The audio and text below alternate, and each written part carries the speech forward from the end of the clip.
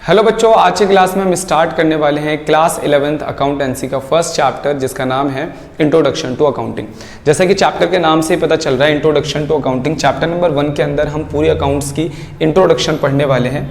जैसे कि अकाउंटिंग का मतलब क्या होता है, अकाउंटिंग का रोल, ऑब्जेक्टिव, फीचर्स, इसके अलावा अकाउंटिंग को यूज़ करने वाले यूज़र्स कौन कौन से होते हैं। तो ये छोटी छोटी बातें हम इस पूरे फर्स्ट चैप्टर के अंदर पढ़ने वाले हैं, जिसमें आज हम स्टार्ट करने वाले हैं इस चैप्टर का पार्ट नंबर 1। तो चैप्टर नंबर 1 का पार्ट नंबर 1 क्लास 11th की अकाउंट्स का आज हम स्टार्ट करने वाले हैं।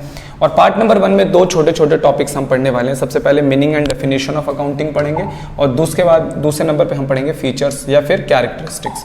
ठीक है, तो सबसे पहले हम आ जाते हैं meaning and definition of accounting. सबसे पहले कहता है accounting is the art. Accounting को एक आर्ट बताया गया है। आर्ट किस चीज का आर्ट बताया गया है? रिकॉर्डिंग करने का। अकाउंटिंग को बताया गया है कि अकाउंटिंग क्या है? एक आर्ट है रिकॉर्ड करने का। क्या रिकॉर्ड करता है? हमारे बिजनेस के अंदर जितनी भी ट्रांजेक्शन्स होती हैं जो मॉनेटरी फॉर्म के अंदर होती है, जब भी कोई इंसान बिजनेस चलाता है तो अपने बिजनेस की सारी चीज़ों को रिकॉर्ड करता है। जस्ट लाइक उसने कितना सेल करा, कितना परचेज करा, कितनी सैलरी पे करी, कितना कैश आ रहा है, कितना कैश जा रहा है, ताकि वो सारी हिसाब किताब को अच्छी तरीके से रख सके। तो अकाउंटिंग क्या है? अकाउंटिंग आर्ट है बिजनेस की ट्रांजेक्शन्स को रिकॉर्ड करने का और रिकॉर्ड करने के बाद फिर क्लासीफाई करने का। क्लासीफाई का मतलब क्या होता है? जो एक अकाउंटेंट होता है वो बिजनेस की बहुत सारी ट्रांजेक्शन्स को रिकॉर्ड कर लेता है। जैसे बिजनेस की बहुत सारी ट्रांजेक्शन्स को हम रिकॉर्ड करते रहते हैं इस तरीके से बहुत सारी ट्रांजैक्शंस को रिकॉर्ड करता है। तो जो अकाउंटिंग होती है वो क्या करती है? इसमें बहुत सारी ट्रांजैक्शन सेल की है, बहुत सारी ट्रांजैक्शन परचेज की है, तो वो सेल की ट्रांजैक्शन को अलग कर देता है, परचेज की ट्रांजैक्शन को अलग कर देता है, कैश की ट्रांजैक्शन को अलग और उधार यानी क्रेडिट की ट्रांजैक्शन को अलग अलग कर देता है। तो इसे हम लोग क्या कहते हैं? क्लासीफाइंग कहते हैं। तो अकाउंटिंग क्या है? अकाउंटिंग आर्ट है रिकॉर्डिंग करने का बिजनेस की ट्रांजैक्शन को, और देन उसके बाद जो एक नेचर की ट्रांजैक्शंस होती है उनको अलग जगह पर क्लासीफाई करने का। उसके बाद नेक्स्ट नंबर पे आता है हमारा समराइजिंग। समराइजिंग का मतलब क्या होता है? समराइजिंग का सिंपल मतलब होता है कि जो एक अकाउंटेंट होता है वो पूरे साल बहुत सारी चीजों को रिकॉर्ड करता है। अब बिजनेस का ओनर आता है और बिजनेस के ओनर को सीधा क्या जानना है? प्रॉफिट जानना है। तो अब ये अकाउंटेंट ये नहीं कह सकता कि सर आप अपनी पूरी बुक्स ऑफ अकाउंट को चेक कर लो, इसमें इतनी सारी ट्रांजैक्शन है और इन ट्रांजैक्शंस में से आप अपना प्रॉफिट निकाल लो। तो अकाउंटेंट क्या करता है? बहुत सारी ट्रांजैक्शन से एक छोटी सी रिपोर्ट बनाकर तैयार करता है, जिसे हम P&L बोल सकते हैं। इसके अंदर वो क्या निकालता है? प्रॉफिट निकालता है। और बैलेंस शीट बनाकर तैयार करता है, तो बैलेंस शीट के अंदर वो क्या निकालता है? उसकी पोजीशन निकालता है कि उसके बिजनेस के अंदर कितने रुपए के असेट्स यानी कितने की बिल्डिंग है, कितने का स्टॉक है, कितने का फर्नीचर है। तो इसे हम लोग कहते हैं समराइजिंग। ठीक है, तो अकाउंटिंग क्या है? आर्ट है बिजनेस की ट्रांजैक्शन को पहले रिकॉर्ड करने का, फिर क्लासीफाई मतलब अलग अलग नेचर की ट्रांजैक्शन को अलग अलग क्लासीफाई करने का, और देन उसके बाद समराइज करने का। क्योंकि पूरे साल के अंदर ना बहुत सारी ट्रांजैक्शन हो जाती है, तो उन बहुत सारी ट्रांजैक्शन से प्रॉफिट निकाला जाता है। जहां जहां से पैसा आया या जहां जहां से प्रॉफिट हुआ और जहां जहां हमने खर्चे करे उसे माइनस करके हम प्रॉफिट निकालते हैं, तो उसे हम लोग क्या कह देते हैं? समराइजिंग। ठीक है, समराइजिंग के लिए हम ट्रायल बैलेंस और फाइनल अकाउंट का यूज करते हैं, ये चीज आपको आगे पता चलेगी। उसके बाद जाते हैं हम लोग इंटरप्रेशन करना, और उसके बाद आ जाता है कम्युनिकेट। तो सबसे पहले समझते हैं इंटरप्रेटिंग का मतलब क्या होता है। इंटरप्रेटिंग का मतलब होता है एक तरीके से एनालिसिस करना। जैसे पिछले साल आपने कितना कमाया, इस साल कितना कमाया। अगर हमारा प्रॉफिट कम हो रहा है तो हम पिछले साल की बुक्स ऑफ अकाउंट को देखेंगे, इस साल की बुक्स ऑफ अकाउंट को देखेंगे, कहां पर हम ज्यादा पैसा खर्च कर रहे हैं, कहां पर हम कम पैसा खर्च कर रहे हैं। मैनेजमेंट एनालिसिस करता है, फिर बहुत सारे डिसीजन लेता है, इसे हम लोग कहते हैं इंटरप्रेट करना। उसके बाद आ जाते हैं कम्युनिकेटिंग करना। कम्युनिकेटिंग करने का मतलब क्या होता है कि अगर हम बैंक से लोन लेने के लिए जाते हैं तो बैंक वाला हमें शक्ल देखकर लोन नहीं देता, बैंक वाला हमारी बातों से लोन नहीं देता। बैंक वाला ये एविडेंस चाहता है कि आप कितना पैसा कमा रहे हो। जितना पैसा हम कमाते हैं, जितनी हमारी अर्निंग होती है, बैंक उसके बेसिस पर ही हमें लोन देता है। तो वहां पर हमें क्या दिखाना पड़ता है? वहां पर हमें अपने बुक्स ऑफ अकाउंट को शो करना पड़ता है। यानी कि जो हमारी अकाउंटिंग होती है वो बैंक वाले को बताती है कि हमारी लोन लेने की कितनी कैपेसिटी है, हम कितना लोन ले सकते हैं। सेम इसी तरीके से जब गवर्नमेंट टैक्स लेती है तो वो भी हमारी बुक्स ऑफ अकाउंट को यूज करती है और हमारी बुक्स ऑफ अकाउंट बताती है कि हमने कितना प्रॉफिट कमाया है और उसके हिसाब से हमारा कितना टैक्स बनता है। ठीक है, तो अकाउंटिंग की डेफिनेशन बहुत सिंपल है। अकाउंटिंग क्या है? बस एक आर्ट है किस चीज का? बिजनेस की ट्रांजैक्शन को रिकॉर्ड करना, फिर क्लासीफाई करना, फिर उनको समराइज करना, इंटरप्रेटिंग करना और कम्युनिकेटिंग करना। किसका? बिजनेस की ट्रांजैक्शन का in a systematic manner. Systematic manner का मतलब होता है कि एक ऐसा तरीका जिसे हमारी गवर्नमेंट भी अप्रूव कर रही है, जिसे हमारा ICAI institute of chartered accountant भी अप्रूव कर रहा है। यानी एक ऐसा तरीका, एक ऐसे तरीके से अकाउंटिंग करना जिसे हर एक बंदा क्या करता है, मानता है। इसे हम बोल सकते हैं डबल एंट्री सिस्टम। अब देखो जो परचून वाला होता है वो भी सारी चीजें रिकॉर्ड करता है, पान वाला भी सारी चीजें रिकॉर्ड करता है, छोटी मोटी दुकान वाला, कपड़े वाला, ये भी सारी चीजें रिकॉर्ड करते हैं। लेकिन जब ये बैंक में जाते हैं और अपनी बुक्स ऑफ अकाउंट, अपनी कॉपी दिखाएंगे, जी हमने ऐसे ऐसे लिख लिया था, हमने इतना फायदा कमाया, तो कोई भी उसे मानेगा नहीं। लेकिन हम जो अकाउंटिंग करेंगे, हमारी अकाउंटिंग को सारे लोग मानेंगे, क्योंकि हम अकाउंटिंग में सिस्टमैटिक मैनर को क्या करेंगे, फॉलो करेंगे। तो सिंपल सी बात, डेफिनेशन या मीनिंग आ जाती है अकाउंटिंग की। तो हमें क्या लिखना है, अकाउंटिंग एक आर्ट है किस चीज का, रिकॉर्डिंग करने का। उसके बाद रिकॉर्डिंग के बाद जितनी ट्रांजेक्शन उन्हें क्लासिफाई करने का, क्लासिफाई के बाद ट्रांजेक्शन को समराइज यानी छोटा करने का, इंटरप्रेटिंग यानी कंपैरिजन, एनालिसिस वगैरह करना, और फिर कम्युनिकेटिंग करने का, किसका, बिजनेस की transaction in a systematic manner. तो ये डेफिनेशन अकाउंटिंग की जो 1 नंबर की हमारे एग्जाम के अंदर कई बार आ जाती है। नेक्स्ट क्वेश्चन हम पढ़ने वाले हैं एट्रीब्यूट्स या फिर फीचर्स या फिर कैरेक्टरिस्टिक्स ऑफ अकाउंटिंग। नेक्स्ट हम पढ़ने वाले हैं एट्रीब्यूट्स, फीचर्स या फिर कैरेक्टरिस्टिक्स ऑफ अकाउंटिंग। बहुत ही सिंपल सी बात है, ये लो हम ये ऑलरेडी पढ़ ही चुके हैं। सबसे पहले क्या है, आइडेंटिफाइंग करना। आइडेंटिफाइंग करने का मतलब क्या होता है, बिजनेस के अंदर, अकाउंट्स के अंदर, अकाउंट्स के अंदर हम सिर्फ उन्हीं ट्रांजेक्शन्स को रिकॉर्ड करते हैं जिनका लेना देना मॉनेटरी फॉर्म से होता है, यानी पैसों से लेना देना होता है। अगर कोई भी ऐसी चीज है जिनका लेना देना सीधा पैसों से नहीं है या उसे हम पैसों में मेजर नहीं कर सकते, तो हम उसकी रिकॉर्डिंग नहीं करते। Accounting record only those transaction and event which can be measure in term of money. जैसे हमने सेल करा तो ये पैसों में होगा, परचेज करा हमने, ये पैसों में होगा, सैलरी पे करी पैसों में होगा, कैश रिसीव हुआ, कैश पेड हुआ, तो यहां पर पैसों की इन्वॉल्वमेंट है, ठीक है। लेकिन आज हमारा एक बहुत ही सीनियर एम्प्लॉय छुट्टी पर है, तो इसका लेना देना अभी पैसों से नहीं है, ठीक है। तो इस चीज के आप, या फिर हमारा जो एम्प्लॉय है वो क्या हो गया है, बीमार हो गया, या फिर एक मशीन का क्या हो गया, आज ब्रेकडाउन हो गया तो मशीन चल नहीं रही, ये पैसों से रिलेटेड नहीं है, तो इसकी रिकॉर्डिंग आप बुक्स ऑफ अकाउंट में नहीं कर सकते। यानी कि हमें सिर्फ उन चीजों को रिकॉर्ड करना होता है जिनका लेना देना इकोनॉमिक एक्टिविटी से होता है। फॉर एग्जाम्पल, हमने परचेज करा रॉ मटेरियल, सेल करा फिनिश्ड गुड्स को, है ना, हमने पेड की सैलरी, हमने इलेक्ट्रिसिटी एक्सपेंस पे करा, तो उसे रिकॉर्ड करना है। अकाउंटिंग का सबसे पहला फीचर यह है कि अकाउंटिंग आइडेंटिफाइंग करता है किसका, जो इकोनॉमिक एक्टिविटी होता है, क्योंकि उसी को हम मेजर कर सकते हैं इन टर्म ऑफ मनी और उसी को बुक्स ऑफ अकाउंट में रिकॉर्ड किया जाता है। अदरवाइज कोई भी ऐसा इवेंट जो मॉनेटरी फॉर्म में नहीं आ सकता, उसको बुक्स ऑफ अकाउंट में रिकॉर्ड नहीं किया जाता है। नेक्स्ट नंबर पे हमारा आ जाता है मेजरिंग। नेक्स्ट नंबर पे आता है मेजरिंग। मेजरिंग का मतलब होता है एक तरीके से नापना। अकाउंट्स के अंदर जब भी हम चीज़ों को रिकॉर्ड करते हैं तो उसे हम मॉनेटरी फॉर्म के अंदर रिकॉर्ड करते हैं। कि जैसे मैंने अपने अकाउंटेंट को बोला कि भाई सेल हो गई, उसे रिकॉर्ड करो, तो वो मुझसे पूछेगा सर कितने रुपए की सेल हुई है। मैंने बोला मैंने परचेज करा है, उसे रिकॉर्ड कर लो, तो कितने का परचेज। मैंने बोला 5 एम्प्लॉइज को मैंने सैलरी पे कर दी, तो बोलेगा सर कितने रुपए आपने सैलरी पे करी है। क्योंकि अकाउंट्स में चीज़ों को रिकॉर्ड करने के लिए आपको पैसे भी पता होने चाहिए कि आप कितने रुपए में उसको रिकॉर्ड करोगे, तो इसे कहते हैं मेजरिंग।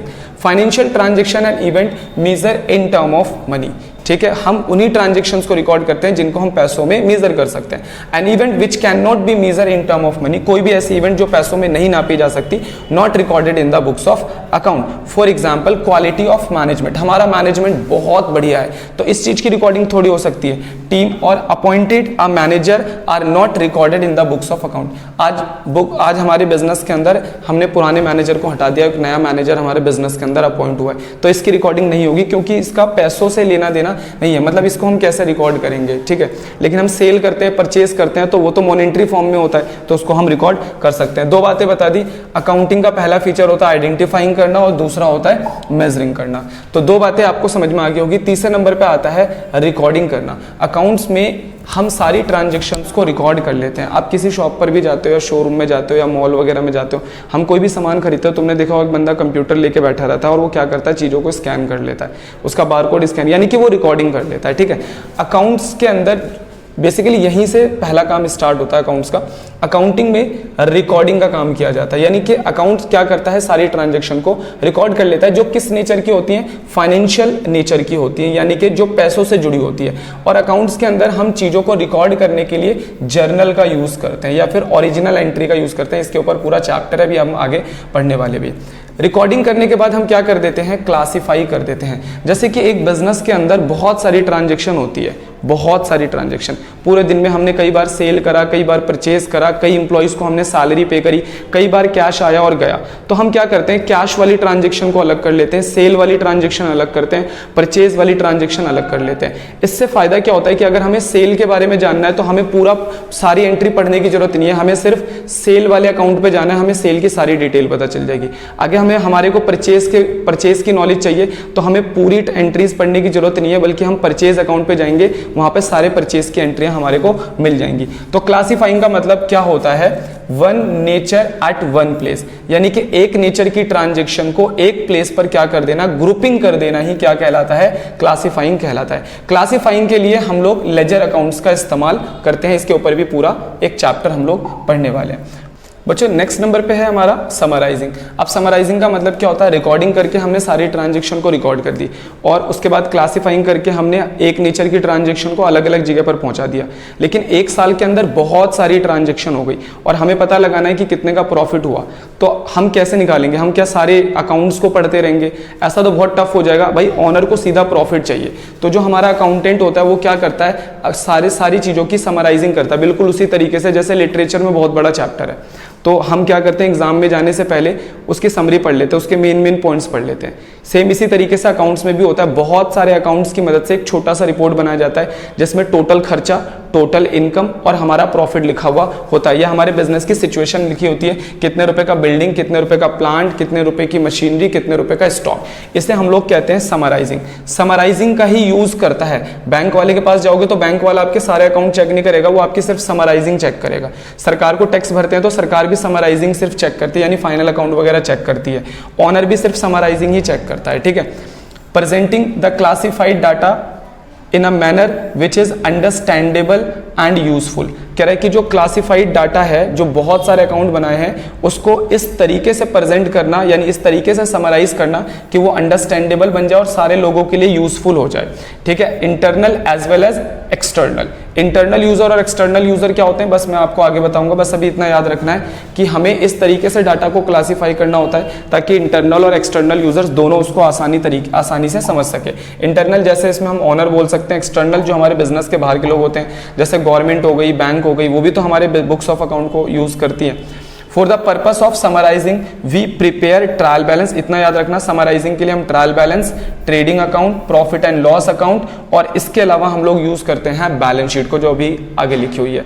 तो रिकॉर्डिंग के लिए हम लोग जर्नल का इस्तेमाल, क्लासिफाइंग के लिए हम लोग लेजर का इस्तेमाल और समराइजिंग के लिए हम लोग balance sheet, trading account, profit and loss account और इसके अलावा हम लोग यूज करते हैं किसका, बैलेंस शीट का। बैलेंस शीट में आपको पता चलता है कि आपने पूरे साल काम करा, लास्ट में साल के एंड में आपके पास कितने रुपए का स्टॉक है, कितने रुपए का आपके पास बिल्डिंग है, कितने रुपए की मशीन है, ठीक है, ये सारी चीजें आपको पता चलता है। नेक्स्ट नंबर पे आता है हमारा इंटरप्रेटिंग। इंटरप्रेटिंग का मतलब एक तरीके से एनालिसिस करना और उसके बेसिस पर जजमेंट निकालना। पिछले साल कितना प्रॉफिट कमाया, इस साल प्रॉफिट कितना कमाया, प्रॉफिट कम हो रहा है तो क्यों कम हो रहा है, उसके रीजंस पता लगाना कि भाई पिछले साल इतना खर्चा था, इस साल इतना खर्चा हो गया, ठीक है। हमारा प्रॉफिट बढ़ रहा है तो हमारा स्ट्रॉन्ग पॉइंट क्या है, उन सब चीजों को फाइंड आउट करना। कह रहे कि अकाउंट्स को इंटरप्रेट करके ही हम बहुत सारी जजमेंट निकाल पाते हैं। By the help of interpretation uses of the financial data can make the meaningful judgement. हम एनालिसिस ऑफ डाटा, हम analysis of books of account की एनालिसिस क्यों करते हैं, ताकि हम मीनिंगफुल जजमेंट निकाल सके और उसकी वजह से फिर हम प्लानिंग कर सके। जो हमारा मैनेजमेंट होता है वो देखता है हमारा प्रॉफिट कम हो रहा है तो फिर वो उसकी एनालिसिस करता है कि प्रॉफिट कम क्यों हो रहा है और उसके हिसाब से फिर आगे की प्लानिंग करता है, फ्यूचर की प्लानिंग करता है। उसके बाद नेक्स्ट नंबर पे आता है कम्युनिकेटिंग। अकाउंट्स का सबसे लास्ट फीचर है कम्युनिकेटिंग।